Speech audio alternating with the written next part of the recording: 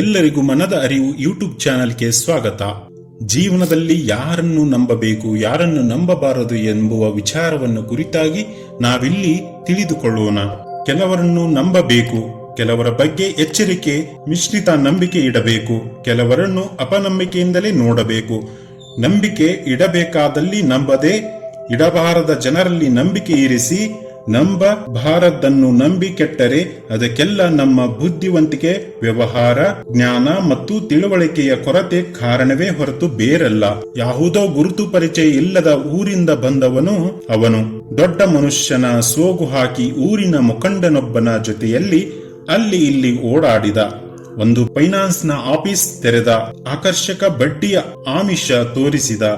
ಎಷ್ಟೆಂದರೆ ಬ್ಯಾಂಕಿನವರು ಕೊಡುವ 4% ವಿದ್ಯಾವಂತರು, ಅವಿದ್ಯಾವಂತರು ಎನ್ನದೇ ಹಣದಾಸೆ ಉಳ್ಳವರೆಲ್ಲ ಸಾಲುಗಟ್ಟಿ ನಿಂತು ಹಣ ಕಟ್ಟಿದರು. 6 ತಿಂಗಳಲ್ಲಿ 100 ಜನರಿಗೆ ಲಕ್ಷ ಹಣಕ್ಕೆ ಮೋಸ ಮಾಡಿ ಊರು ಬಿಟ್ಟ. ಕೆಲವರಿಗೆ ಲಕ್ಷ ಹಣಕ್ಕೆ 20-25 ಸಾವಿರದಂತೆ ಬಡ್ಡಿ ಸಿಕ್ಕಿರಬಹುದು. ಉಳಿದಿದ್ದಕ್ಕೆ ಪಂಗನಾಮ, ಮೋಸ ಹೋದೆವು ಎಂದು ಪರಿತಪಿಸಿದರು. ಹೀಗೆ 1ಕ್ಕೆ 4 ಬಡ್ಡಿ ನೀಡ್ತೇನೆ ಎಂದಾಗ ಅದರಲ್ಲಿ ಮೋಸ ಇರಬಹುದು ಎಂದೇಕೆ ಊಹಿಸುವುದಿಲ್ಲ? ಏಕೆಂದರೆ ಅದಕ್ಕಿಂತಲೂ ಬಡ್ಡಿಯ ಆಸೆ ಬಲವತ್ತರವಾಗಿರುತ್ತದೆ. ಹೀಗೆಯೇ ಗುರುತು ಪರಿಚಯ ಆಗದ ಮೊದಲೇ ಲವ್ವಿನ ಸುಳಿಗೆ ಬಿದ್ದು ಎಲ್ಲವನ್ನು ಕಳೆದುಕೊಂಡೆ ಎನ್ನುವವರಿರುತ್ತಾರೆ. ನಂಬುವವರು ಇರುವವರೆಗೆ ಮೋಸ ಮಾಡುವವರು ಇರುತ್ತಾರೆ ಎಂದೇಕೆ ಅರ್ಥವಾಗುವುದಿಲ್ಲ? ಹಾಗೆಂದು ಯಾರನ್ನು ನಂಬಬಾರದು ಎಂದಲ್ಲ. ಗಂಡ ಹೆಂಡತಿ, ಹೆತ್ತವರು, ಮಕ್ಕಳು, ಆತ್ಮೀಯ ಸ್ನೇಹಿತರು ಇವರೆಲ್ಲ ಒಬ್ಬರನ್ನೊಬ್ಬರು ನಂಬದಿದ್ದರೆ ಬದುಕಿಗೆ ಅರ್ಥವೇ ಇರುವುದಿಲ್ಲ. ಕೆಲವು ವ್ಯಾಪಾರ ವ್ಯವಹಾರಗಳಲ್ಲಿಯೂ ಬರೀ ನಂಬಿಕೆಯ ಮೇಲೆ ಲಕ್ಷಾಂತರ ರೂಪಾಯಿಗಳ ವ್ಯವಹಾರ ನಡೆಯುತ್ತದೆ. ಕೆಲವು ಸ್ನೇಹಜೀವಿಗಳು ನಂಬಿಕೆಗೆ ಅರ್ಥ ನೀಡಿ ಬದುಕನ್ನು ಶ್ರೀಮಂತಗೊಳಿಸುತ್ತಾರೆ. ಹಾಗೆಯೇ ಮೋಸ ಮಾಡುವ ಉದ್ದೇಶದಿಂದಲೇ ಸ್ನೇಹ ಬೆಳೆಸುವವರು ಇರುತ್ತಾರೆ. ಹಾಗಾದರೆ ಯಾರನ್ನು ಹೇಗೆ ನಂಬುವುದು? ದೇವರ ಮೇಲೆ ನಂಬಿಕೆ ಬೇಕು. ಕೆಲಸದಲ್ಲಿ ಶ್ರದ್ಧೆ ಮತ್ತು ನಂಬಿಕೆಯನ್ನು ಬೆಳೆಸಿಕೊಳ್ಳಬೇಕು. ಮನೆಯ ಸದಸ್ಯರನ್ನು, ಆತ್ಮೀಯ ಸ್ನೇಹಿತರನ್ನು ಅವರವರ ಸ್ವಭಾವಕ್ಕೆ ತಕ್ಕಂತೆ ನಂಬಬೇಕು. ಅಲ್ಲೂ ಮೋಸವಾಗಬಾರದೆಂದೇನಿಲ್ಲ. ಅದು ನಮ್ಮ ಕೈ ಮೀರಿದ್ದು ಎಂದೇ ತಿಳಿಯಬೇಕು.